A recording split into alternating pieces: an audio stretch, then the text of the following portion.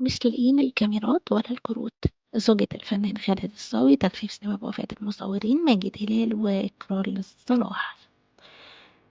السلام عليكم ورحمة الله وبركاته، ازيكم عاملين ايه؟ يا رب تكونوا بخير. النهارده جبت لكم بالخبر ده من موقع المصري اليوم، واتمنى ان ينول اعجاب حضراتكم.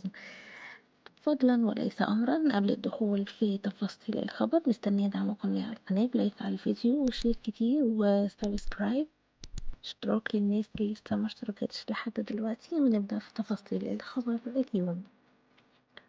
قالت مي عبر فيسبوك: كانوا بيصوروا بورسعيد حاجة لشركة معينة وطلبوا منهم يطلعوا على الونش وما كانش فيه حماية، وقعوا من على الونش وهما بيصوروا. حاليا في طريقنا للمشرحة.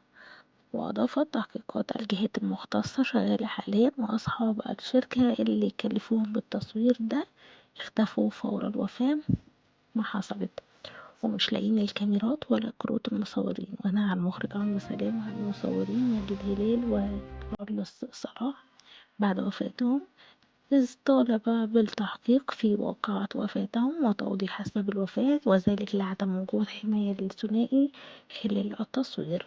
ونشر عمرو سلامة عبر فيسبوك تعزينا لكل محبي وأقارب وأصدقاء المصور المحترم الخلوق ماجد هلال، والله يصبرهم على مصيبتهم.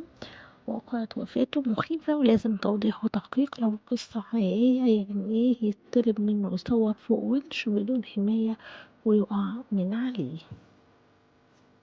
بكده يكون خلص الخبر ده النهاردة. يا ريت لو الفيديو عجبكم وصلكم قبل أي حد تاني متنسونيش بلايك على الفيديو واشتركوا في القناة وفعلوا زر الجرس عشان يوصلكم إشعار بكل ما هو جديد، وشير كتير عشان يوصل لكل الناس.